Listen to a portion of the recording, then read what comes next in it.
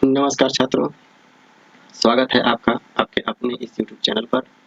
आज हम लोग देखने वाले हैं क्लास 9th के सब्जेक्ट मैथ को और इसके अंतर्गत हम लोग डेट जनवरी 2023 में पूछे गए टेस्ट सीरीज के प्रश्नों को हल करने वाले हैं। तो इसमें जो पहला नंबर प्रश्न है उसको लेकर के हम आगे बढ़ते हैं। इसमें कहता है निम्नलिखित में से कौन परिमेय संख्या नहीं है। परिमेय संख्या नहीं है वो हमको पता करना है।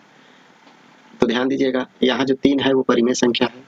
10√3 ये अपरिमेय संख्या है। क्यों? क्योंकि 10 तो परिमेय संख्या हो सकता था, लेकिन इसके साथ √3 जो आ गया वो पूरी तरह से वर्गमूल नहीं निकलने देता, यानी √3 का पूरा वर्गमूल नहीं निकलता है। इसीलिए ये जो दूसरा ऑप्शन है 10√3 वो अपरिमेय संख्या है। तो ऑप्शन 2 हमारा बिल्कुल सही उत्तर हो गया। इसके बाद सवाल नंबर 2 को देखते हैं। इसमें कहता है 0 एक खाली स्थान संख्या है। 0 एक किस प्रकार की संख्या है? तो ये है परिमेय संख्या। ऑप्शन 2 हमारा बिल्कुल सही उत्तर होगा।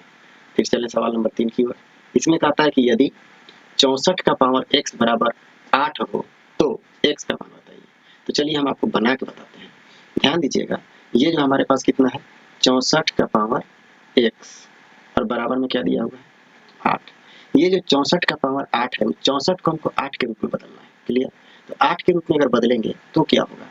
तो 8 का पावर 2 और इसका पावर क्या है x और बराबर में क्या दिया हुआ है 8। अब नीचे आधार आप देख सकते हैं, दोनों का 8 हो गया। तो जब आगे बढ़ेंगे तो हम लोग देखते हैं कि 8 का पावर 2 से जब पावर में गुना करेंगे तो हो जाएगा 2x।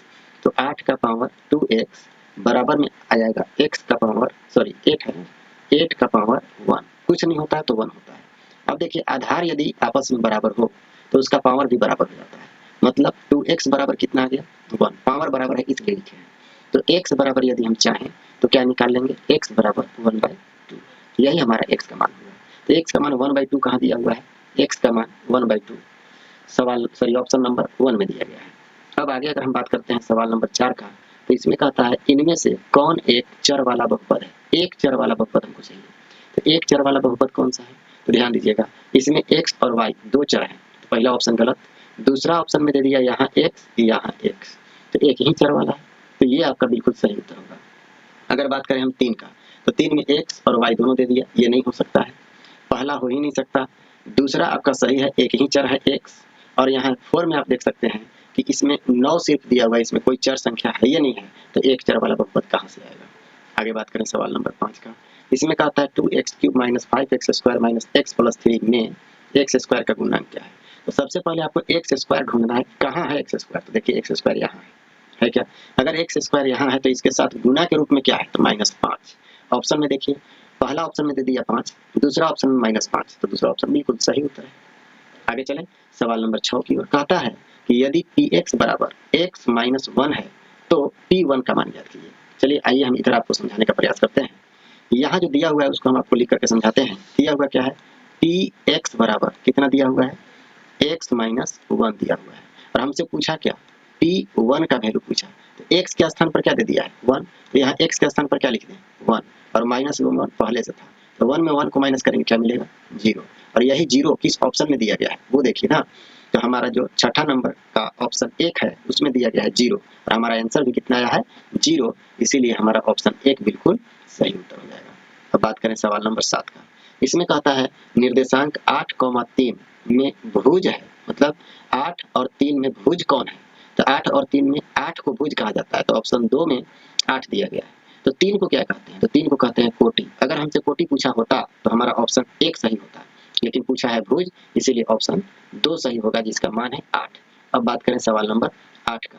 तो सवाल नंबर 8 यानी ग अक्ष और ल अक्ष के कटान बिंदु को क्या कहते हैं? तो याद रखिएगा, यहाँ ग नहीं है, यहाँ है x, और ये जो ल दिया हुआ है वहाँ है y, मिसप्रिंट हो गया है। तो x अक्ष और y अक्ष के कटान बिंदु को क्या कहा जाता है?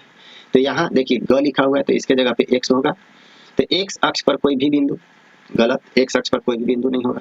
फिर कहता है x अक्ष पर, सॉरी ल दिया हुआ था ना, ये y अक्ष होगा। y अक्ष पर कोई भी बिंदु, y अक्ष पर भी कोई बिंदु नहीं होगा। अगर x और y अक्ष दोनों जहाँ कटते हैं उसको कहा जाता है मूल बिंदु, और मूल बिंदु ऑप्शन 3 में दिया गया है, इसीलिए ऑप्शन 3 हमारा क्या हो जाएगा? बिल्कुल सही उत्तर हो जाएगा। अब हम क्या बात करेंगे? सवाल नंबर 9 का। अगर हम सवाल नंबर 9 के बारे में बात करें तो इसमें कहता है कि 60 डिग्री 60 डिग्री का पूरक कोण क्या होगा। पूरक कोण का मतलब क्या होता है, 60 में कितना जोड़ दें कि वो पूरक कोण यानी 90 बना दें। तो 60 में कितना जोड़ेंगे तो 90 बन जाएगा 30, और ऑप्शन 1 में दिया गया है 30, इसीलिए ऑप्शन 1 हमारा बिल्कुल सही उत्तर हो जाएगा। सवाल नंबर 10 में बात करें, कहता है कि किसी त्रिभुज में अधिक से अधिक कितने समकोण हो सकते हैं। कोई भी त्रिभुज है तो उसमें अधिक से अधिक कितने समकोण हो सकते हैं, तो केवल एक ही समकोण हो सकता है, इससे ज्यादा समकोण नहीं हो सकता। अगर एक से ज्यादा यानी 2 समकोण अगर हम ले लेते हैं तो 2 ही कोण मिलकर के 180 हो जाएगा, तो तीसरा कोण का मान 0 हो जाएगा। और यदि तीनों कोण में से कोई भी एक कोण 0 हो जाए तो त्रिभुज का बनना संभव नहीं है। इसीलिए ऑप्शन 2 यानी एक समकोण हमारा बिल्कुल सही उत्तर होगा। बात करें 11 नंबर सवाल का, इसमें कहता है निम्न में से या निम्नलिखित में से कौन एक सर्वांग समता की कसौटी नहीं है। सर्वांग समता की कसौटी कौन सा नहीं है, तो ऑप्शन 1 SAS होता है, सर्वांग समता की कसौटी होता है ये। ASA ये भी सर्वांग समता की कसौटी है। SSA ये सर्वांग समता की कसौटी नहीं होगा, क्योंकि ये जो एंगल कोण दिया गया है वो दोनों भुजा के बीच में होना चाहिए। इसीलिए ऑप्शन 3 हमारा बिल्कुल सही उत्तर होगा, क्योंकि यहाँ पे बोला है कि कसौटी नहीं होगा, उसको छाटिए, तो कसौटी तीसरा ऑप्शन नहीं हो पाएगा। सवाल नंबर 12 की बात करें तो इसमें कहता है बेलन का वक्र पृष्ठीय क्षेत्रफल का सूत्र क्या होता है। बेलन का वक्र पृष्ठीय क्षेत्रफल पहला में दे दिया 4 पाई RH/2, तो अगर 2 से हम इस 4 को काट देते हैं तो 2 पाई RH मिल जाता है, 2 पाई RH। और हाँ, बिल्कुल सही उत्तर मिल गया हमारे पास कि बेलन का वक्र पृष्ठीय क्षेत्रफल का सूत्र भी होता है 2 पाई RH। 2 पाई RH जो हमारा पहला ऑप्शन है वो बिल्कुल सही उत्तर है। बस आपको भुलाने के लिए 4 पाई RH/2 लिखा हुआ था। अब आगे बात करें सवाल नंबर 13 का, इसमें कहता है एक घन या घनाकार ब्लॉक की भुजा 4 सेंटीमीटर है, तो उसका आयतन क्या होगा। घनाकार ब्लॉक का भुजा कितना दिया हुआ है 4, यानी A बराबर आपका दे दिया 4। अब आपसे क्या पूछ रहा है, 4 सेंटीमीटर दिया हुआ है। अब आपसे पूछ रहा है कि उसका आयतन क्या होगा, तो घनाकार है यानी घन का आयतन हम लोग जानते हैं, घन का आयतन बराबर क्या होता है A क्यूब। A क्यूब मतलब A के स्थान पर कितना दिया हुआ है 4 सेंटीमीटर, तो 4 गुने 4 लिखेंगे, 4 चौका 16 चौका 64 सेंटीमीटर का पावर 3। देख लीजिए 64 सेंटीमीटर का पावर 3 यानी 64 घन सेंटीमीटर कहाँ दिया हुआ है, ये दिया हुआ है ऑप्शन 4 में। हाँ 64 एक जगह और दिया हुआ है, देख सकते हैं आप 64 सेंटीमीटर लेकिन दिया हुआ है, लेकिन आयतन जो होता है वो पावर 3 के रूप में यानी घन के रूप में होता है, इसीलिए ऑप्शन 4 सही होगा, ऑप्शन 2 गलत होगा। अब बात करें सवाल नंबर 14 का, इसमें कहता है एक घन में कितने फलक होते हैं। एक घन अगर हम ले लें, जैसे मान लीजिए ये कोई घन है, तो इसमें कितने फलक होंगे आप भी गिन करके देख सकते हैं।